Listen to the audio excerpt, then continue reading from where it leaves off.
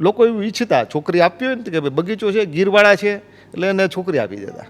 આ સમય પછીની કેરી તમે આંખો બંધ કરીને તોડી લ્યો ને તો એ પાકે.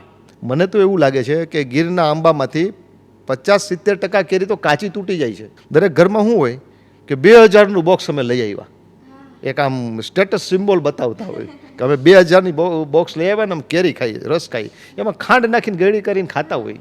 એ મધ્યો એટલે એ દવાથી જ જાય, દવા છાંટવી પડે એને. એટલે જો દવા છાંટો ને તો કેરીનું પૂઠું હોય ને ઉપરની છાલ એ સાફ હોય, એટલે તમને લાગે સાફ કેરી છે, ફર્સ્ટ ક્લાસ. વેઢાવાળું રીંગણું ન લઈએ, પણ હકીકતમાં વેઢાવાળું રીંગણું છે ને એની ઉપર દવા ઓછી છટાણી છે. નમસ્કાર, નગરનાથ ન્યૂઝના ફર્સ્ટ પોડકાસ્ટમાં હું મોનિકા આપનું સ્વાગત કરું છું. આજે હું તમારી મુલાકાત કરાવીશ ડૉક્ટર પી.વી. બારસિયા સાથે, જેઓ સરકારી બાઉદીન કોલેજ જૂનાગઢમાં આચાર્ય તરીકે રહી ચૂકેલા છે. પોતે ફિલોસોફીના ડૉક્ટરેટની પદવી પણ મેળવેલી છે. તેમજ તેઓ પ્રકૃતિ પ્રેમી પણ છે અને ગીરમાં જન્મેલા હોવાથી પોતે પ્રકૃતિના ખોળે જ મોટા થયેલા છે અને એક ગર્વથી પોતાને ખેડૂત પણ માને છે. તેઓ સોશિયલ મીડિયા તેમજ રૂબરૂ ખેડૂતો સાથે મળીને પોતે ખેતી અંગેનું વિશેષ માર્ગદર્શન પણ ખેડૂતોને પૂરું પાડી રહ્યા છે. Hello sir. સર, બાળપણથી જ હું ભણતી ત્યારે પહેલાં બીજા ધોરણમાં અમને ચોપડીઓમાં એવું ભણાવવામાં આવતું કે ફળોનો રાજા એટલે કેરી. તો ત્યારે મને મનમાં એવો વિચાર આવતો કે ફળોનો રાજા કેરી છે એને શું કામ કહેવામાં આવે છે, કેમ કે એના કરતાં જે ભાવમાં વધારે મોંઘા ફ્રૂટ તો બીજા ઘણા છે અને આપણે એવું જોઈએ કે હેલ્થ માટે પણ ઘણા બીજા બેનિફિશિયલ હોય એવા ફ્રૂટ પણ છે. તો પણ સર, કેરીને શું કામ ફળોનો રાજા તરીકે ઓળખવામાં આવે છે? આમ જોઈએ ને તો ઈશ્વરે ભરીને સૃષ્ટિમાં રસ ને રસાયણ ભર્યા છે. જાત જાતના ફળ ને ફૂલો, નદી, ઝરણાઓ આપ્યા છે. ફળ ઘણા બધા છે, કિંમતી ફળ છે. તમે કીધું એમ ખૂબ આંબા કરતાં, કેરી કરતાં પણ કિંમતી ફળ છે. પરંતુ છતાંય કેરીને છે ને અમૃત ફળ કીધું છે. સૃષ્ટિ ઉપરનું કેમ અમુક એન્ટિક છે, એમ કેરી એન્ટિક છે. એટલા માટે કે કિંમતી વસ્તુ તો શ્રીમંત લોકો જ ખાઈ શકે.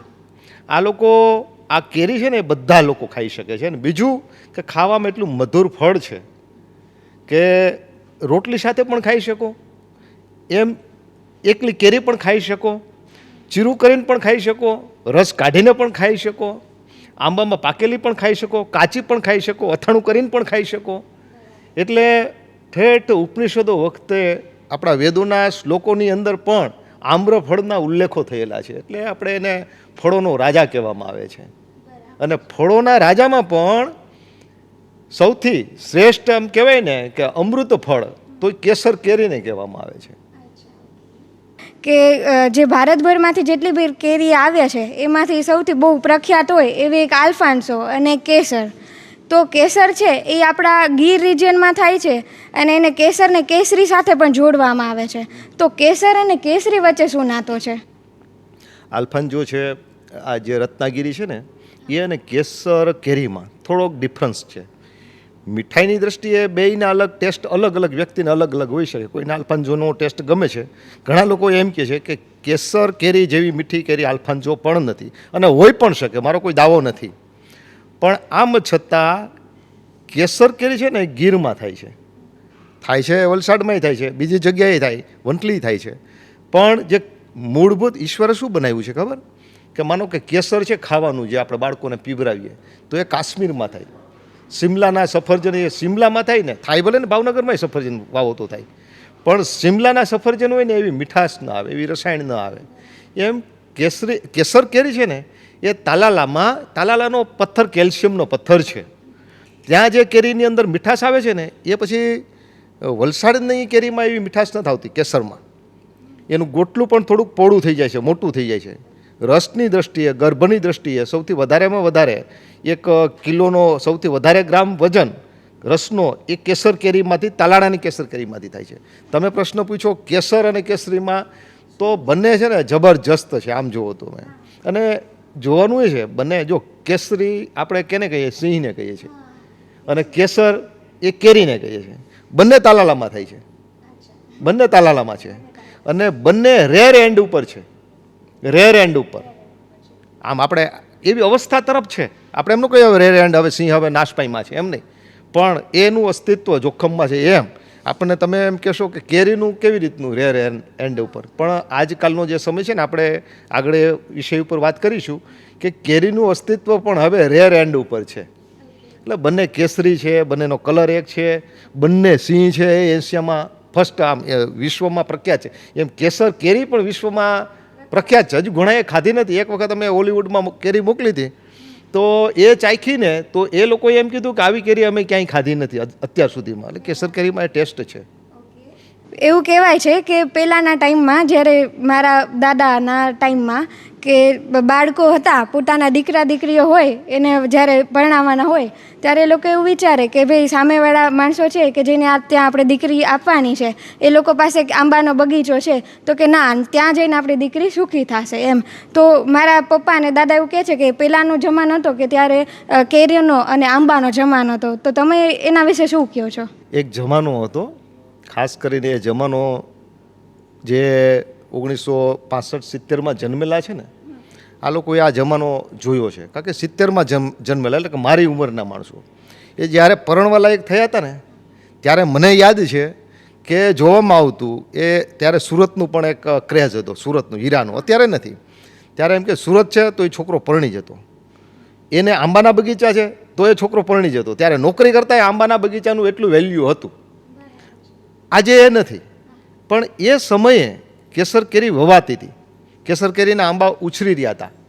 એ સમયે આખા તમે ગૂગલ અર્થમાંથી જોવો ને ઉપરથી, તો એ સમયે કોરો ધાડ તાલાળા તાલુકાની અંદર જંગલ વધારે હતું, અને ખેતી વિસ્તાર છે ને એની અંદર રોકડિયા પાકો થતા હતા.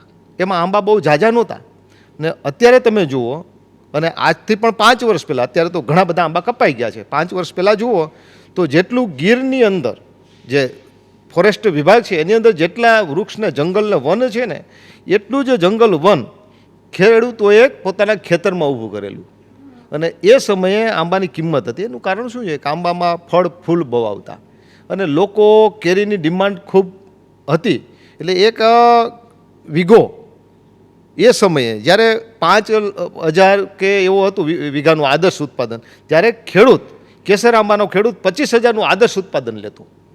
એ બહુ મોટું ઉત્પાદન કહેવાતું એ સમયે. એટલે લોકો એવું ઈચ્છતા, છોકરી આપવી હોય ને કે ભાઈ બગીચો છે, ગીરવાળા છે, એટલે એને છોકરી આપી દેતા. આજકાલ છે ને માર્કેટમાં ઘણી બધી કેરીઓ મેં મળતી જોઈ છે કે માની લો કે એક જ વેરાયટીઓ, માની લો કેસર કેરી જ તમે લાવો છો, તો અલગ અલગ ટાઈમે લઈ આવ્યા હોય ને, માની લો માર્ચ મહિનો છે તો એની શરૂઆતમાં લઈ આવ્યા હોય, તો એ કેરીનો જે સ્વાદ છે, એનો જે દેખાવ છે એ અલગ હોય છે.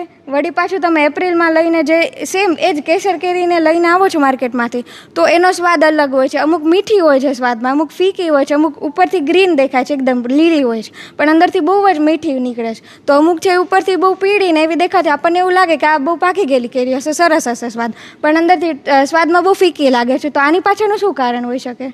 બહુ સરસ મોનિકાબેન આ પ્રશ્ન છે. ખાસ કરીને જે લોકો કેરી વિશે જાણતા નથી ને, કેરી ખાવાવાળા છે, જેને આંબાનો કોઈ અનુભવ નથી ને, એના માટે આ પ્રશ્નનો જવાબ ખૂબ ઉપયોગી છે. કેસર કેરી છે ને એ નવેમ્બર-ડિસેમ્બરમાં એનો મોર આવે છે. હવે થોડુંક સિઝન ઋતુમાં થોડોક ફેરફાર થયો છે, એટલે જાન્યુઆરીમાં પણ કેરીના મોર આવે છે. મોર ગમે ત્યારે આવ્યો હોય, એ નવેમ્બર મહિનામાં આવ્યો હોય કે જાન્યુઆરીમાં આવ્યો હોય કે ફેબ્રુઆરીમાં આવ્યો હોય, કેસર કેરીની અંદર સુગર એટલે એની મીઠાશ રોહિણી નક્ષત્ર બેસી જાય ને ત્યારે જ આવે. મે મહિનાની લગભગ 24, 22, 23 તારીખે રોહિણી નક્ષત્ર બેસતું હોય છે. આ સમય પછીની કેરી તમે આંખો બંધ કરીને તોડી લ્યો ને તો એ પાકે. પણ મોટે ભાગે શું થાય, તમે જે પ્રશ્ન કર્યો ને કે કેરીમાં અલગ અલગ સ્વાદ જોવા મળે. એકની એક કેસર કેરી હોય. કેસર કેરીને પકવવાની પદ્ધતિ છે, એક તોડવાની પદ્ધતિ છે, એમ પકવવાની પદ્ધતિ. ખાસ પહેલી તોડવાની પદ્ધતિ, રોહિણી નક્ષત્ર બેસી જાય પછી કેરી તૂટેલી હોય, એટલે મે મહિનાના એન્ડમાં આવેલી કેરી હોય ને એની અંદર મીઠાશ હોય. એની પહેલાં માર્ચ મહિનામાંથી તમને કેરી મળવા મળશે. તો એ કેરી જ્યારે એને ફળને ઉત્પન્ન કર્યું હોય ને ત્યારે એમાં કલ્ટાર નામનું એક રસાયણ આવે છે, આંબાને પાવામાં આવે છે ઓગસ્ટ મહિનામાં જન્માષ્ટમી ઉપર. ને એના કારણે મોર વહેલો આવે છે. કેરી થોડીક નાની રહે, મોર વહેલો આવે છે. આવું શા માટે કરે ખેડૂત? એનો ભાવ લેવા માટે. એ કેરી માર્ચ મહિનામાં આવી જાય. એ કેરીમાં મીઠાશ ન હોય. બીજું કે એ કેરી નેચરલી પાકતી નથી, એને ઇથ્રલ નામનું એક એવું રસાયણ આવે છે. એમાં બોળવામાં આવે છે અથવા તો એના ગેસની અંદર એને તપવવામાં આવે છે, ત્યારે કેરી પાકે છે. એટલે ઉપરથી પીળી થઈ જાય. તમને આમ કોઈ લેનારો ગ્રાહક હોય ને એમ થાય કે આ તો કેટલી સરસ, આકર્ષાઈ જાય. પણ અંદરથી તમે એને કાપીને ચાખો અથવા જુઓ ને તો અસલ કેસરી કલરનો હોય, સફેદ કલર, વ્હાઇટ કલર હોય અને ખાવાથી ખાટી લાગે અથવા મોરી લાગે. જ્યારે નેચરલ કેરી હોય ને ઉપરથી લીલી હોય, એની ઉપર ટપકીઓ પડેલી હોય, દાણા કહીએ, ભભૂતિ હોય. આ બધી વસ્તુ ખેડૂતને ખબર હોય. ભભૂતિ એટલે જ્યારે કેરી ખરેખર એની ઉપર દાણા બેસે, એનું ડીટ છે બેસી જાય, તોડવાની એક અવસ્થા હોય. ખેડૂત ક્યારે તોડે તો એ જે લાંબી કેરી હોય ને એ ગોળ કેરી થઈ ગઈ હોય, પાકવાની થાય ત્યારે એની ઉપરના દાણા હોય ને એ રેરાઈ ગયા હોય અને એની ઉપર ભભૂતિ આવી ગઈ. ભભૂતિ એટલે હું તમે આંગળી આમ લીટી કરો ને તો આપણે કેમ આમ બોર્ડમાં છોકરાઓ આમ લખતા હોય, ગાડીઓમાં ધૂળ ઉપર, ધૂળની ઉપર લીસોટો પડે એવો લીસોટો તમને દેખાય. તો એ કેરીમાં ભભૂતિ આવી ગઈ છે, સુગર આવી ગયું છે. અને એ સુગર અંદર આવે ને એ ગોટલામાંથી આવે છે અને આમ ઇથ્રલ કહેવામાં આવે છે. હવે એ અંદરથી ઇથ્રલ નેચરલીનું આવ્યું હોય ત્યારે ઇથ્રલ નામનું કેમિકલ્સ એને આપવામાં આવે છે કાચી અવસ્થામાં તોડીને. એ કેરી ખાઈએ એટલે એ મીઠી ન લાગે, દેખાવે સારી લાગે, સ્માર્ટ લાગે, પણ મીઠી ન હોય. એટલે કેરીમાં આવું થાય છે. એટલે અલગ અલગ એક જ કેસર કેરી હોવા છતાં અલગ અલગ ટેસ્ટ તમને જોવા મળે. પણ નેચરલ એનો જે કેસરનો નેચરલ સ્વાદ છે ને લોકો નથી ખાતા. મને તો એવું લાગે છે કે ગીરના આંબામાંથી 50-70% કેરી તો કાચી તૂટી જાય છે ભાવ ઊંચા હોવાના કારણે. અને છેલ્લે જ્યારે કેરી ઓરિજિનલ આવે ને ત્યાં તો આપણે શું છે પાછું દરેક ઘરમાં શું હોય કે 2000નું બોક્સ અમે લઈ આવ્યા, એક આમ સ્ટેટસ સિમ્બોલ બતાવતા હોય કે અમે 2000ની બોક્સ લઈ આવ્યા ને અમે કેરી ખાઈ, રસ ખાઈ, એમાં ખાંડ નાખીને ગળી કરીને ખાતા હોય. બાકી કેરીનો છે ને એ નેચરલ કેરી છે એ એનો ટેસ્ટ પણ કહી દે અને ખાવાથી તમે 2 કેરી ખાવ ને એટલે કલાકમાં તમને આમ ઝોલા આવવા માંડે, ઊંઘ આવવા માંડે. કેરીમાં રસાયણ અમુક તો આંબાઓ, દેશી આંબા હોય એના નામ જ ઘેનિયા આંબા છે, ખાવાથી ઘેન ચડે. એટલે કેરીના ટેસ્ટ અલગ અલગ હોવાનું કારણ મૂળ આ છે. સર, તમે રોહિણી નક્ષત્રની વાત કરી તો એ રોહિણી નક્ષત્રના કારણે વાતાવરણમાં કાંઈ ફેરફાર આવે છે, એના લીધે કેરીના સ્વાદમાં ફેરફાર થાય છે? અમુક છે ને ઋતુ છે ને, ઋતુ એ અદ્ભુત હોય છે. માનો કે શિવરાત્રિ હોય કે નવરાત્રિ હોય, આપણે કહીએ ને કે આ ઋતુમાં અમુક વાઇબ્રેશનો આવતા હોય છે. યોગની દ્રષ્ટિએ આપણે વાત કરીએ તો એવી જ રીતના ઋતુની અંદર માનો કે આ મે મહિનાનું મેં કીધું ને કે રોહિણી નક્ષત્ર, ત્યારે ઘાર વધી જાય. ઘાર વરે ને એટલે શાક હોય ને, શાકના વૃક્ષો તમે એને ચોમાસામાં જોયા છે, ઘટાટોપ હોય, અને ઉનાળામાં જો એકેય પાંદડું ઉપર ન હોય. આ જે પાંદડા એના ખેરી નાખ્યા હોય ને એ રોહિણી નક્ષત્ર આવે ત્યારે ઘાર વરે છે. એટલે કે એની અંદર નવી કુણપ આવતી હોય છે. એ સમયે એ વાતાવરણ અસર કરતી હોય છે ફળો ઉપર, વૃક્ષો ઉપર. એટલે આ સમયે એવી રીતનું આવતું હોય છે એની અંદર વાતાવરણમાં પ્રભાવ કે એના કારણે કેરીની અંદર સુગર આવે છે, મીઠાશ આવે છે. આપણે આજકાલ જોઈએ સર કે ઘણા હમણાં વાતાવરણની તમે વાત કરી છે તો ઘણી વખત કેવું થાય કે વાતાવરણની પ્રતિકૂળતા હોય કે બીજા કોઈ કારણોસર છે કેરીનું ઉત્પાદન ખૂબ જ ઓછું આવે છે અને લગભગ એ કેરીનો પાક છે એવું જ કહી શકાય કે એની તમે કોઈ વસ્તુ પ્રેડિક્ટ ના કરી શકો કે આટલું ઉત્પાદન આવશે. એ કમ્પ્લીટલી વાતાવરણ ઉપર ડિપેન્ડ કરે છે. તો આજકાલ છે મતલબ આના લીધે શું થાય છે કે ખેડૂતો છે ને પોતે શું કહેવાય કે પરેશાન થઈ ગયા છે આ વસ્તુથી કે અમને આખા વર્ષ એક તો કેરીના પાક ઉપરથી જઈને આખા વર્ષનું જે ગુજરાન ચલાવવાનું હોય અને એમાંય પાકમાં આવી રીતે ઉત્પાદનમાં ઘટાડો આવે તો એના લીધે ખેડૂતો છે ને આંબાનું કાપવા તરફ વળ્યા છે. તો આના વિશે તમારું શું માનવું છે? સાચી વાત છે તમે કીધી એ વાત. અત્યારે વાતાવરણમાં પલટો આવી ગયો છે, ઋતુ ચેન્જ થઈ ગઈ છે, ગ્લોબલ વોર્મિંગની અસર કરી એવી અસર દરેક પાકમાં દેખાય છે. પણ આંબાઓની અંદર મને એવું લાગે છે કે આની ઇફેક્ટ વધારે જોવા મળે છે. પહેલાં છે ને આંબાની અંદર મોર ઓછો આવતો, ફૂલ ઓછા આવતા અને કેરીનું ઉત્પાદન તોય જાજુ થતું. આજે ખૂબ ફૂલ આવે છે, આખો આંબો એમ લાગે કે લાકડું ફૂટી ગયું અને એની અંદર કેરીનું ઉત્પાદન ઓછું થાય છે. આ એક વિકૃતિ કહી શકીએ, એક રોગ કહી શકીએ. માણસમાં રોગ આવે છે ને વનસ્પતિમાંય રોગ આવે છે. એટલે એક પ્રકારનું રોગિષ્ટ વાતાવરણ પણ થઈ ગયું છે અને એ વાતાવરણના કારણે આંબાની અંદર એના જીનેટિક ફેરફારો થયા છે. એટલે ઉત્પાદન ખૂબ અઘરું થઈ ગયું છે. પહેલાં ક્યાં દવા છાંટતા અને આવું કંઈ ખાતર નાખતા ને એવું કાંઈ નહોતું. જંગલમાં જેમ વૃક્ષ ઉગે ને એવી રીતના ખેતરને આંબા ઉગતા વાવતા પછી, અને એનું ટૂંકમાં પોષણ બહુ કરવું ન પડતું, મહેનત ન કરવી પડતી. આજે જે આપણે પ્રાકૃતિક ખેતી કરે ને, સુભાષ પાલેકર, ઝીરો બજેટ, કોઈ ખર્ચ વગરની આવી ખેતી થતી. એટલે એમાં મીઠાશ પણ હતી. મીઠાશ કેવી હતી કે ઉપર હુડો પોપટ આવે એ કેરી ખાતો હોય. અમારે હુડા છે ને કેરી બહુ ખાય. ઉપર ઝાડની ઉપર હુડો કેરી ખાતો હોય, નીચે તમે બેઠા હોય ને તો તમને સુગંધથી ખબર પડે કે આ ઝાડની અંદર ક્યાંક હુડો કેરી ખાય છે. તમે કેરી પોતે તમે ખાઈને અને સાબુથી હાથ ધોઈ નાખો અને પછી સૂંઘો ને, 7 વખત હાથ ધોવો ને તો એ સુગંધ સાબુની ન આવે, કેરીની આવે.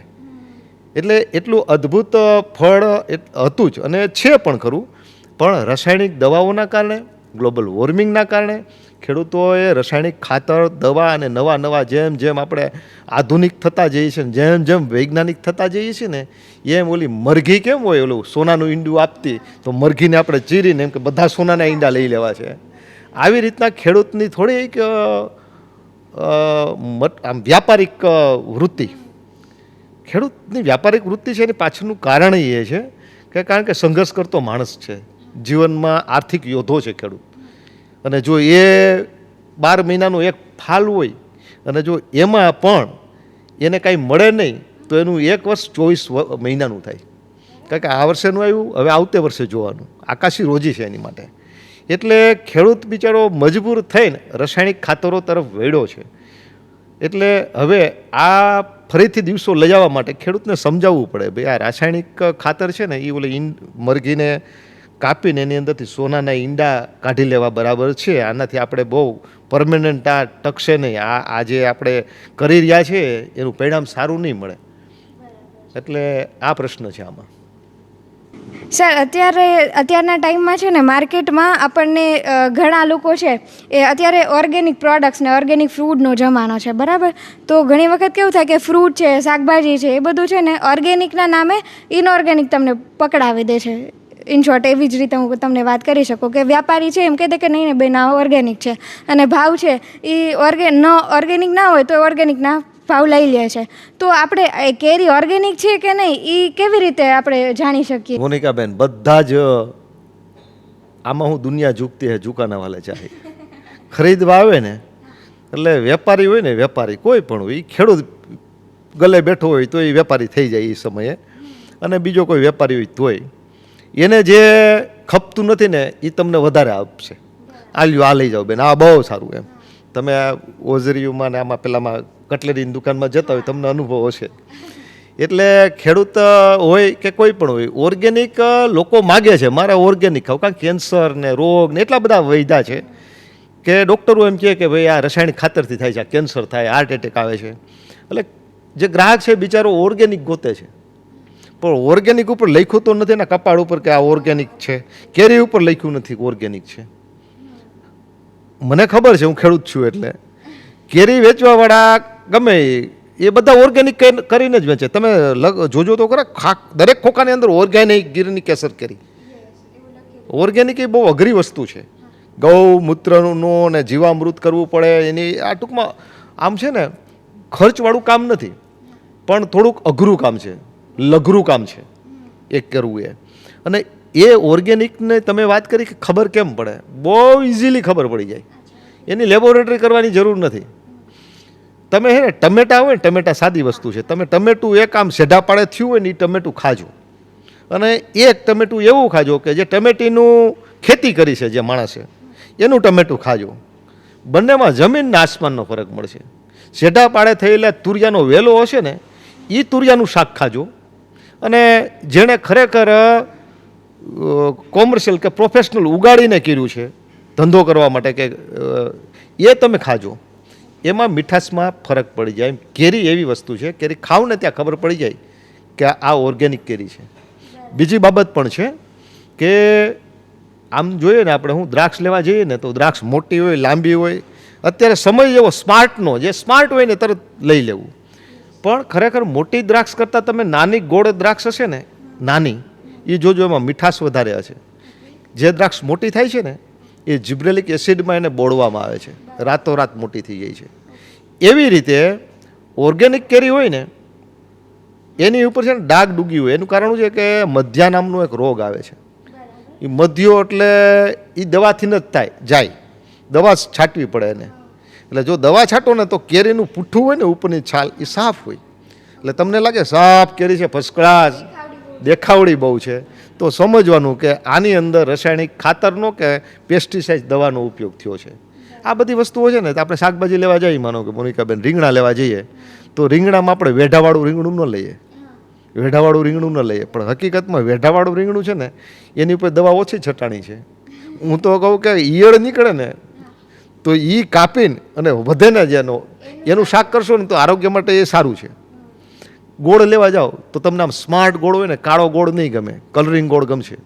ગોળની નિશાની છે, તમારા ગોળમાં ચોમાસા સુધીમાં રસી પડી જાય ને, રસી પડતા પહેલાંના ગોળમાં 16 કિલોનો ડબ્બો આવતો ને પછી આમ ઠલવતા રસી કાઢીને પછી ગોળ લઈ કાઢતી બાયું, એ તમને યાદ ન હોય પણ જૂના જમાનામાં આવું હતું. એ ઓરિજિનલ ગોળ, એ ભીંડીથી પાકવેલો ગોળ. એટલે આ ગોળ છે, દ્રાક્ષ છે, શાકભાજી છે કે કેરી છે, એ ટેસ્ટમાં ને દેખાવમાં ખબર પડી જાય ઓર્ગેનિક છે કે વિલાયતી કે રાસાયણિક ખાતર એની ઉપર છાંટેલું છે. કે ઘણી વખત છે ને ખેડૂતોને મતલબ પાક છે, કેરીનો પાક બહુ સારો થયો હોય, બરાબર, બહુ વધારે ઉત્પાદન આવ્યું હોય, તેમ છતાં ખેડૂતો છે ને એને તો પોતાની કેરીનો એટલો ભાવ મળતો જ નથી. ઘણી વખત તો એવું થાય છે કે જે જંગલમાં જે વસ્તુ જે મફતમાં મળે છે, જે મજૂર લોકો લઈ આવે છે, એ લોકો જે ભાવ વેચે છે ને એ લોકોનો ભાવ વધારે મળે છે, પણ આ લોકો ખેડૂતને જે કેરીનો ભાવ છે એ નથી મળતો. તો એનું શું કારણ હોઈ શકે છે? અને આ જે તમે પ્રશ્ન કર્યો એ દયનીય સ્થિતિ છે ખેડૂતની. ઘણીવાર એવી આખા વર્ષમાં એણે એટલું બધી મહેનત કરી હોય, પરસેવો પાડ્યો હોય, રાતે દિવસ ઉજાગરા કર્યા હોય, અને આમ કહેવાય ને મોઢે આવેલો કોરિયો, અને કાં વાવાઝોડું આવે છે એવી વાતો આવે, વાવાઝોડું આવે, વરસાદ આવે, અથવા તો એટલું અઢળક ઉત્પાદન થઈ જાય ને એક સાથે બજારમાં ભેગું થઈ જાય કે 100 રૂપિયે બોક્સ વેચાય. હવે તો જો કે 2-4 વર્ષથી આવું જોવા નથી મળતું દ્રશ્ય, 100 રૂપિયે બોક્સ વેચાતા હોય, આવું એક પરિસ્થિતિ સર્જાઈ જાય છે. એની પાછળનું એક કારણ છે બીજું, ખેડૂતે આમાં થોડુંક કરવા જેવું શું છે કે પોતાની કેરી છે, પોતાની પ્રોડક્ટ છે. તમે જો આવી હાલત ખેડૂતની થશે, રિલાયન્સના પણ બગીચાઓ છે કેસર આંબાના, એની હાલત આવી ક્યારેય નહીં થાય. એની પાછળનું કારણ એણે બ્રાન્ડ બનાવી છે, એણે પોતાના ગ્રાહકો ઊભા કર્યા છે પર્ટિક્યુલર. ખેડૂત આમ કેમ ફેમિલી ડૉક્ટર હોય, એમ હવે સુભાષ પાલેકરજીમાં ફેમિલી ફાર્મર પણ આવ્યો છે. એમ ફાર્મરે પણ પોતાના એવા ગ્રાહકો ઊભા કરવા જોઈએ કે આ મારી કેરી, અને વિશ્વાસ ઊભો કરવો જોઈએ, વિશ્વાસ જીતવો જોઈએ કે ભાઈ મારી કેરી ઓર્ગેનિક હશે, તમે ગમે ત્યારે આવી શકો છો. હું તો કહું કે તમે જે ઉત્પાદનને જે કરતા હોય ને એવા ખેડૂતને વિડીયો પણ મોકલતા જ હોય. હું તો કહું દરેક ખેડૂતનું પોતાનું એક સોશિયલ ગ્રુપ હોવું જોઈએ, અને એ ગ્રુપની અંદર પોતે કેવી રીતના ક્યારે મોર આવ્યો છે, એમાં ક્યારે કેરી બંધાય છે, એમાં શું શું રોગ આવે છે, કેવી પરિસ્થિતિ થતી જાય છે, આ બધું એના ગ્રાહકોને બતાવવાનું, અને અંતે એની કેરી રોહિણી નક્ષત્રમાં જ ઉતારવાની અને યાર્ડમાં નહીં જવા દેવાની. યાર્ડમાં છે ને દલાલું જે વચેટિયા, તમે પ્રશ્ન જે બોલ્યા કે વચેટિયાઓ લઈ જાય છે, આ વચેટિયાઓ કેરીનું ઉત્પાદન ગમે એટલું ખેડૂતનું હોય, ખેડૂતને જેટલું મળે ને એના કરતાં તો વધારે એનું દલાલું ખાવાવાળા વેપારીઓને મળે છે. એના કારણે શું થાય છે, પેલું જંગલમાંથી ઉતારી આવેલું ફળ અને એક ખેતરમાં પાકેલું ફળ, એ બેયના ભાવ હરખા થઈ જાય છે. એટલે ખેડૂતે પોતાએ એકદમ આમ વ્યાપારી નહીં, દ્રષ્ટિકોણ ભલે વ્યાપારીનો નહીં, પણ આમ મારો ગ્રાહક મેં શોધેલો હોવો જોઈએ. એવી રીતનો ખેડૂત પોતે પોતાનો ગ્રાહક ઊભો કરે, એનો વિશ્વાસ જીતી લે, અને બરોડા છે, અમદાવાદ છે, ગાંધીનગર છે, જામનગર છે, રાજકોટ છે, આવી જગ્યાએ પોતાના સ્ટોલ ઊભા કરે. જોકે સરકાર પણ એને સ્ટોલ આપે છે હવે તો, એ સ્ટોલ ઊભા કરે. પહેલે વર્ષે એને પોતાના જાજા ગ્રાહક નહીં મળે. એક વખત તમે કેરી સારી ખવડાવો, મીઠી કેરી ખવડાવો, મેં જોયું છે કે એ મીઠી કેરી ખાનારો ગ્રાહક હશે ને, આવતે વર્ષે તમે એમ કહો ને રોહિણી નક્ષત્રમાં હું કેરી તોડીશ તો ત્યાં સુધી રાહ જુએ, અને તમે કહેવો એટલો ભાવ આપશે. ઘણી વખત ખેડૂતની પણ શું હોય, ખેડૂત કે હું કરે, હું જો આવું કરે એ વેપારી થઈ જાય, નીચે કેરી નાની નાખી દે અને ઉપર મોટીને, અથવા તો કીધું હોય કે આમાંથી આટલા જ ફળ નીકળશે ને વધારે નીકળે. આવી છેતરપિંડી કરે તો ઓલો ગ્રાહક છે પાછું ખેડૂત પાસે નહીં આવે. એટલે ખેડૂતે ખરેખર ગ્રાહકનો વિશ્વાસ જીતવો જોઈએ, યાર્ડમાં નહીં જવાનું, પોતાના ગ્રાહકો પોતાએ ઊભા કરવાના, અને થોડીક મહેનત કરવી પડે. મહેનત કરે તો એને ભાવ મળશે, અને ચોમાસું હશે, વરસાદ થઈ ગયો છે કે વાવાઝોડું આવતું હશે તો પણ ભાવ મળશે. ખૂબ જાજુ ઉત્પાદન થઈ ગયું છે ને તમે જોજો બજારમાં 500 રૂપિયાનું બોક્સ મળતું હશે અને 1500 રૂપિયાનું બોક્સ મળતું છે. 1500 રૂપિયામાં શું છે? વિશ્વાસ છે. 500 રૂપિયામાં કોઈ બજારમાં રેકડીમાં વેચે છે, ખબર નથી કેવી કેરી નીકળશે. અને પહેલી કેરી તો શ્યોર ખબર જ હોય કે આ ફલાણા ગામના ફલાણા ખેડૂતની કેરી છે અને મીઠી જ હોય અને હું 15 વર્ષથી આ કેરી ખાઉં છું. મારે પણ બગીચાઓ છે. મેં નેવર આજ સુધી નથી ઇજારા આપ્યા કે એક બોક્સ કોઈ દી મેં યાર્ડમાં નથી મોકલ્યું. એટલું જ નહીં કે મારી પાસે કેરી ગમે એટલી ઉત્પાદન હોય, ગ્રાહકો એનાથી જાજા જ માંગ જાજી જ હોય છે. મને 50 બોક્સ કોઈ માગે ને ત્યારે હું એને 15 બોક્સ આપું છું. એટલે દરેક ખેડૂત આવું કરીશ. બરાબર છે સર. આ તમે જે કન્સેપ્ટ કીધો ને એને પ્રોફેશનલ લેંગ્વેજમાં આપણે બિઝનેસ ટુ કસ્ટમર કહીએ, B2C બિઝનેસ. ઓકે, તો સર તમે એવું શું માનો છો કે સરકાર અત્યારે હાલમાં જે કેરીના આટલું બધું અનિયમિતતા છે પાકના ઉત્પાદનમાં, તો સરકાર હાલમાં શું પગલાં લઈ રહી છે, ભવિષ્યમાં એને શું પગલાં લેવા જોઈએ કે જેનાથી ખેડૂતની આવી દયનીય સ્થિતિ છે એને રોકી શકાય? તમારું શું માનવું છે સર, શું કરવું જોઈએ સરકારે? કેસર કેરીનું અસ્તિત્વ અથવા તો એને બચાવવી જોઈએ. જેટલું સિંહ માટે જેટલો પ્રયત્ન કરવામાં આવે છે ને કેસરી માટે, એટલો કેસર માટે પ્રયત્ન સરકારે કરવો જોઈએ. જો કે કરે જ છે, પણ તમે જુઓ સરકારને શું વાતાવરણ જોવાનું, પર્યાવરણ જોવાનું એ સરકારની જવાબદારી છે. તમે આજથી 10-15 વર્ષ પહેલાં ગૂગલ અર્થથી તમે પૃથ્વીને જુઓ, અમારા વિસ્તારને જુઓ, ગીર વિસ્તારને, તો આખો હૈર્યો ભૈરો હતો. આજે 5 વર્ષથી પુષ્કળ વૃક્ષો કપાય છે, છેદન થાય છે વૃક્ષો. ખેડૂત થોડો ગાંડો થઈ ગયો છે. એ તો પર્યાવરણ પ્રેમી હોય છે, વૃક્ષોને ઉગાડવાવાળો હોય, પણ એને એની ઉપર કુવાડો મારવો પડે છે. વાતાવરણ બગડ્યું છે, ગ્લોબલ વોર્મિંગ આવ્યું છે, એના કારણે કેરીનું ઉત્પાદન ઘટ્યું છે. સરકાર શું કરી શકે? આની ઉપર મોટી કમિટીઓ બેસાડી અને આનું સંશોધન કરવું જોઈએ. સમજાતું જ નથી આવું શા માટે થાય છે. એની ઉપર કોઈ રિસર્ચ કરતો હોય ને એવા પ્રોજેક્ટ કરવાવાળાને ખૂબ જે ખર્ચની જરૂર પડે એ સરકારે આપવા જોઈએ. બીજી બાબત કે બીજા ફળોની અંદર, બીજા રોકડિયા પાકોની અંદર વીમો મળતો હોય છે. કેસરમાં હજી વીમો નથી મળતો. હા, કારણ કે ઉત્પાદન ફેલ થાય તો ખેડૂતને સરકાર વીમો આપતી હોવી જોઈએ. અને ઘણી વખત એવું થાય છે કે વેપારીઓ હોય છે કે બીજા કોઈ જે મતલબી માણસો હોય છે, પોતાના સ્વાર્થ માટે એ સાચી માહિતી પણ સરકાર સુધી પહોંચવા નથી દેતા. પર્યાવરણને બચાવવા માટે વિચાર કરો કે કેટલું બધું સરકાર કરતી હોય છે અને કરે છે. આખું વૈશ્વિક પર્યાવરણ સંસ્થા કામ કરે છે આમાં. તો પછી આ કેટલા ઝાડવાઓ કપાય છે, આંબાઓ કપાય છે, એનો સાચો રિપોર્ટ સરકાર સુધી પહોંચવો જોઈએ. અને સરકારે પણ ખાસ કમિટી મૂકીને કેમ આટલા બધા ઝાડવા કપાય છે. એક વૃક્ષ કપાય એટલે એક વૃક્ષ એટલે માણસને આખા જીવનભરનો ઓક્સિજન આપે છે. વૃક્ષ એટલે ઓક્સિજનની ફેક્ટરી છે, અને ખાલી આપણે કેરીની માટે કે ખેડૂતનો જ આંબો છે એમ ના જોઈએ. જંગલ છે આખું. અને બેન અત્યારે તમે આવો ને તો અમારે એક જાંબુર ગામ છે, શિરવાણ ગામ છે જંગલમાં, એ સીધી બાદશાહો થાય છે. એ માત્ર ઝાડવા કાપવાના કોન્ટ્રાક્ટ રાખતા હોય છે. એનું એ બિઝનેસ જ એનું લોહીમાં છે. આજે તમે ત્યાં જાઓ ને એમ કહો કે અમારે બગીચો કાપવો છે તો 3 થી 4 મહિને તમારો વારો આવશે. વેઇટિંગ એટલું બગીચા કાપવાનું વેઇટિંગ છે. હું એમાં છું અંદર, એટલે મને બધી ખબર છે. અને કેટલું સરસ રૂડો એકદમ રળિયામણો બગીચો હોય અને 2-5 દિવસમાં કપાઈ જાય ને એટલે વેરાન થઈ જાય છે. એટલે એની અંદર કેરી નથી આવતી એટલે ખેડૂતને કાપવો પડે છે. પણ કેરી નથી આવતી તો એને કાપવા કરતાં એનો ઉકેલ ગમે એમ કરીને શોધવો જોઈએ. વૃક્ષને કપાવવા ન દેવાય. પહેલાં મેં એવું મારા દાદા પાસે સાંભળ્યું છે કે પહેલાંના સમયમાં લોકો એવું માનતા કે શ્રેષ્ઠ ખેતી ધંધો છે મધ્યમ અને કનિષ્ઠ નોકરી એવું માનતા. જ્યારે અત્યારનો ખેડૂત છે ને એ ખેતીથી ભાગી રહ્યો છે અને ખેતી કરવા માટે ઉત્સાહિત નથી રહ્યો. તો આંબાની ખેતીને લઈને ખેડૂતોની માનસિકતામાં શું ફેરફાર આવ્યો છે એ વિશે તમે થોડું જણાવો ને. સરસ, આ પ્રશ્ન બહુ સારો છે કે પહેલાંના સમયમાં છે ને ખેતી શ્રેષ્ઠ કહેવાતી.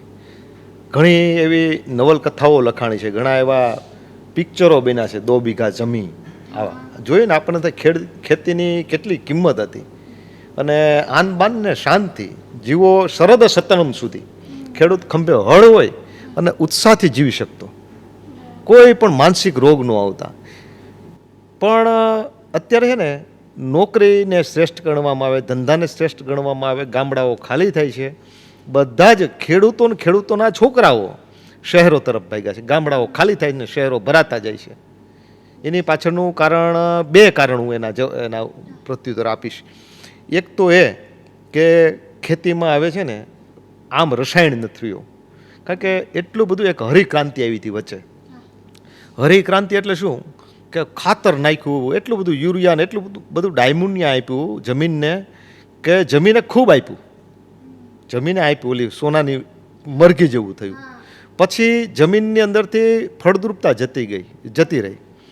18 પ્રકારના બેક્ટેરિયા ઈશ્વરે આ પૃથ્વી બનાવીને ત્યારે આ જમીનને આપ્યા હતા. એ 18 પ્રકારના બેક્ટેરિયા આપણે મારી નાખ્યા કેમિકલ નાખીને, પેસ્ટિસાઇડ છાંટીને. એના કારણે ખેતીના ઉત્પાદનો ઘટી ગયા. ને બીજું કે શહેર તરફ ગયેલા લોકોએ એટલા બધા કારખાનાઓ કર્યા ત્યાં કે એટલું વાતાવરણમાં પ્રદૂષણ આવી ગયું કે રહ્યું જે રસાયણ ખેતરમાં હતું ને એ વાતાવરણે પણ હણી લીધું. એટલે ખેડૂત ખેતી કરતાં કરતાં લાચાર થયો. એની દીકરીના લગ્ન હોય, છોકરાઓને ભણાવવાના હોય, કેટલાય પ્રશ્નો હોય, પણ ખેડૂત બે પાંદડે ન થયો. જેવો નોકરિયાત થયો, જાહો જહાલી થઈ, શહેરમાં ગયેલા માણસે જે જાહો જહાલી કરી. ખરેખર આપણો છે ને જો ચાઇના ખૂબ આગળ વધ્યું છે. એની પાછળનું કારણ શું, આજથી 20 વર્ષ પહેલાં ચાઇનાએ એનો વિકાસનો ફોક્સ ગામડા તરફ લઈ ગયા. ગામડામાં કોઈને ફેક્ટરી કરવી છે તો એના બધા નોર્મ્સ એકદમ હળવા કરી દીધા. એટલે લોકો ગામડા તરફ વળ્યા અને આપણે શહેર તરફ વળ્યા. એટલે આપણે જે શ્રેષ્ઠ ખેતી કહેવાતી હતી એ વાતાવરણ પ્રદૂષિત થયું, એના કારણે કનિષ્ઠ ખેતી કહેવાવા લાગી. આ એક કારણ છે. અને બીજું એક કારણ એ છે કે એકદમ આમ કહેવાય ને ઝાકમ જોડની દુનિયા આવી. એકદમ આમ સ્માર્ટ હોય, એકદમ લગ્ન જાહો જહાલીવાળા હોય, મકાન જાહો જહાલીવાળા હોય, સ્ટેટસ, આ બધાને લોકો ચાહવા માંડ્યા. એને ચાહવા માંડ્યા એના કારણે ખેતી પ્રત્યેની માનસિકતા ખેડૂતની વાતાવરણને લઈને નહીં, પણ આ જાહો જહાલીને લઈને માનસિકતા બગડી અને બદલી. બેન, મેં જોયું છે, હું તો ખેડૂતનો દીકરો છું, કે ખેતી છે ને, ખેતીમાં જીવંતતા છે. આપણે ત્યાં ઉગેલું જે આ વૃક્ષ વનસ્પતિ કે આંબો હોય ને, એ પૂર્વનો કોઈ ઋણાનું બંધનના કારણે આપણે ત્યાં આવ્યો છે. એની સાથે તમે ને તમારું સ્પંદન અડાડો ને તો એ તમને જવાબ આપે. તમે ઘણી વખત આમ જોતા હોય ને, કોઈ આમ ખરેખરના વૃક્ષ પ્રેમી કે પ્રકૃતિ પ્રેમી કોઈ પાંદને જોતું હોય ને, એટલે પાન આમ હલવા મળશે. તમને અનુભવ હોય તો તમને એમ લાગે પવન હલાવે છે, પણ ખરેખર છે ને એ તમને વાંચે છે, તમને મહેસૂસ કરે છે. ત્યાં સુધી તમે પહોંચો ને, એટલે એમાં દિલ રેડીને જો ખેડૂત ખેતી કરે ને તો વગર રસાયણે ખેતી છે ને ભરપૂર આપે. મેં જોયું છે, જે આંબા નીચે અમે ખાતા પીતા હોય ને, બેસતા હોય, ઉઠતા હોય ને, એ આંબો દર વર્ષે ખૂબ આવે. હા, અને જે માણસોનો અવર જવર થતી હોય એવો રસ્તાની કાંઠેના આંબા હોય એ બધા આવે. ઘણી વખત એવું પણ બને કે કેટલીક ખેતી આપણે લઈએ, આપણે નોકરી મળી જાય કે ધંધો સારો થઈ જાય, પછી આમ કંઈ હવે કાંઈ ખેતીની બહુ જરૂર નથી, આટલો ખાલી ધિક્કાર આવી જાય ને તો એ ખેતીમાં પછી તમે ગમે એ વાવો ને તો કાંઈ થાય નહીં. એની પાસે માગવું જોઈએ. હા, તમે છે ને બીજ વાવો ને, આવા પ્રયોગ થયેલા છે, મેં પોતે કરેલા છે, મરચી ઉપર કરેલા છે આવા પ્રયોગ. વાવીને એમ કહો, વેલકમ, તું આવ, તારી જરૂર છે, તું હૂક, તું જીવંત થઈ, ઈશ્વર તને પોષશે, હું તને પાણી પાઉં છું, હું તારું અભિવાદન કરું છું, અહીંયા આકાશ છે, તારા છે, પક્ષી છે, શુદ્ધ ઓક્સિજન છે, તો એ બહુ પૃષ્ઠ થઈને ઉગશે. અને એક છોડને એમ કહો તારે ઉગવાનું જ નથી, તું તને આવીશ તો તને મસળી નાખીશ, તારું જરૂર જ નથી, તો એ ઉગશે ખરું, પ્રકૃતિના નિસર્ગના નિયમ પ્રમાણે ઉગશે ખરું, પણ મસળાયેલું ઉગશે, એમાં રોગ આવી જશે. એટલે ખેતી ગૌરવથી કરવી જોઈએ. ખેતીને તુચ્છ ગણીને નહીં કરવાની. આ તો ખેતો કરીએ છીએ, ખેતો કરીએ, આંબાને જોઈને કુવાડો મારવો, હવે ન આવે તો કુવાડો મારવો, આવી વાત કરીએ. આપણું બાળક હોય એને ગમે એટલું ખવડાવીને માથે આમ રાખીએ કે જો હવે એક મારે એમ કહીએ તો એ ગમે એટલું ખવડાવી પૃષ્ઠ ન થાય. પ્રકૃતિ છે, માં છે આપણી. આપણે ઉપભોક્તાવાદી નથી. આપણે પર્યાવરણનું શું કામે છે પૂજન કરીએ છીએ, એ ગુંદ આપે છે, કાગળ આપે છે એટલે નહીં. આપણે એટલા માટે એનું પર્યાવરણનું પૂજન કરીએ છીએ કે એ આપણી માં છે, એની સાથેનું આપણું એટેચમેન્ટ છે, એના કારણે આપણે આવેલા છીએ. એટલે ખેડૂતે પણ હાવ વ્યાપારી નહીં થઈ જવાનું. ઘણા હું આવું કહેતો હોય ને, એટલે ઘણા સોશિયલ મીડિયામાં આવી કંઈક કોમેન્ટ કરતા હોય છે કે સાહેબ તમને વાતું આવડે છે, તમે તમારા કપડાં જોઈને એવું લાગે છે કે તમે ખેડૂત છો જ નહીં, એમ પણ કહેતા હોય છે. પણ મારા ફાધર ખેડૂત જ હતા. મારા ફાધરે આ જ જમીનમાં મહેનત કરી અને મને ભણાવ્યો છે અને હું આગળ ગયો છે. તો કોના થકી હું આગળ આવ્યો? ખેતી થકી જ આગળ આવ્યો છું, અને ખેડૂતના કારણે. એટલે ખેતીમાંથી તમે પણ બેન, એક બીજી વસ્તુ તમને કહી દઉં, કદાચ આ સાંભળનારા ગામડાના ખેડૂત ઘણા એવા હશે કે એને નહીં ગમે. એવું પણ મને જોવા મળે છે, હું ગામડે જાઉં ને, કે તમારે જલસા છે, આ સિટીવાળાઓને જલસા છે. અને બેન, એક વર્ગ ગામડામાં, આપણે માનીએ કે ન માનીએ, બધાનું નથી કહેતો, એક વર્ગ એવો છે ને, કામા કૂટ્યો છે, કરવું નથી. 5 વીઘા જમીનમાં મજૂર કરવાનો જ ન હોય, 10 વીઘા જમીનમાં મજૂર કરવાનો જ ન હોય, મહેનત વહી ગઈ છે. આમ કહેવાય ને, સખત પરિશ્રમનો કોઈ વિકલ્પ નથી. સખત કામ કરીએ, પરસેવો પાડીએ ને, તો પથ્થર પણ ઉગાડીને આપે છે. ઓલો શહેરને લોકોને આપણે ધિક્કારીએ છીએ ને, સવારે 6 વાગ્યાથી ઉઠે ને રાતના 11 વાગ્યા સુધી સખત કામ કરતો હોય ને, ત્યારે તમારી સામે સારા કપડાં પહેરીને આવી શકે છે, 4 વ્હીલ ગાડી લઈને આવી શકે છે. તમે એને ફરતો જોયો છે, તમે એને કામ કરતો નથી જોયો. એટલે ખેડૂતોની માનસિકતા બદલાણી છે, 100% બદલાણી છે. અને ગૌરવ, જો આ છે ને ખેતી છે ને, એ આવકનું સાધન છે જ, પણ એને આવકનું સાધન સમજવાનું નથી. ખેતી એક આનંદની થેરેપી છે. બેન, એવું કયું ક્ષેત્ર છે કે જ્યાં પતિ પત્ની એક ક્યાળામાં સાથે નિંદતા હોય? એવું કયું દાંપત્ય જીવન? એ સાંજે આમ દી આથમતો હોય, પક્ષીઓ ઉડતા જતા હોય, અને ખેડૂત ગાડી હાંકતો હાંકતો જતું હોય, પત્ની ગાડામાં બેઠી હોય. આવી કઈ જાહો જહાલીવાળી ભાગ્યશાળી પત્ની છે કે એનો પતિ આવી રીતનું એમને સાથે રાખે છે, એક ભથાણે જમતા હોય છે, એક સાથે સંયુક્ત કુટુંબમાં બાળકોને બધા 24 કલાક સાથે રહી શકીએ ને, એવું જો કોઈ ક્ષેત્ર હોય ને, તો ખેતી જ છે.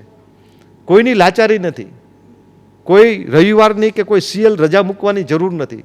પોતાનો માલિક છે ખેડૂત, બાદશાહીથી જીવી શકે. પણ એને ધિક્કારીને નહીં, આ તો ખેતો કરીએ છીએ એમ નહીં. ખેડૂત છે, એ ગૌરવ કરવું જોઈએ, પ્રાઉડ હોવું જોઈએ, હું ખેડૂત છું. મારો છોકરો ભણે છે ને, એને કોઈ પૂછે ને, તું તારા પપ્પા શું કરે, તું નોકરી કરે કે અધિકારી છે, એમ નથી કહેતો, એ કે ખેડૂત છે. મેં એને કીધું, તારી પહેલી ઓળખાણ ખેડૂતની જ આપવાની. આપણે ખેડૂત છીએ, ગૌરવ હોવું જોઈએ. અને જમીનને વેચવાની વાત કરીએ, જમીન શા માટે? અરે તમે તમારા બાપાએ આપેલી જમીન છે, તમે જો એ ખેતી લીધી હોય એને વેચવાની વાત કરતા હોય તો બરાબર છે. આવો તો વિચાર પણ ન કરવો જોઈએ કે હું વેચી નાખીશ. માને વેચવા બરાબરની આ વાત છે. એટલે ખેડૂતની માનસિકતા પણ થોડીક બદલાણી છે. એટલે બંને છે, પ્રકૃતિ પણ બદલી છે, માણસની માનસિકતા પણ બદલી છે. પણ આપણા વેદોમાં એવું કીધું છે કે ગ્લોબલ વોર્મિંગ આપણા હૃદયમાં મનમાં આવે છે ને, પછી ઉપર આવે છે ગ્લોબલ વોર્મિંગ. પહેલાં ત્યાં નથી આવતું, પહેલાં અહીંયા આવે છે. આપણે બગડ્યા એટલે પ્રકૃતિ બગડી છે. એ તો માં છે, નકરે આપે માં. જો એ 2+2 = 4 ઋતુનો સિદ્ધાંત છે, આપણા ઋગ્વેદની અંદર લખ્યું છે. 2+2 = 4 જ થાય. તમે આમ કરો તો આમ જ થાય, તમે આમ કરો તો આમ જ થાય. એટલે આ જે આપણે ઊભું કર્યું છે ને, જેને હુડ કહીએ તો પણ આપણું છે, અને એને મૂળ કહીએ, આપણું ફૂલ કહીએ તો પણ આપણું જ છે. આપણા કર્મો, આપણે આપણા કર્મની ભાગ્ય વિધાતા છીએ.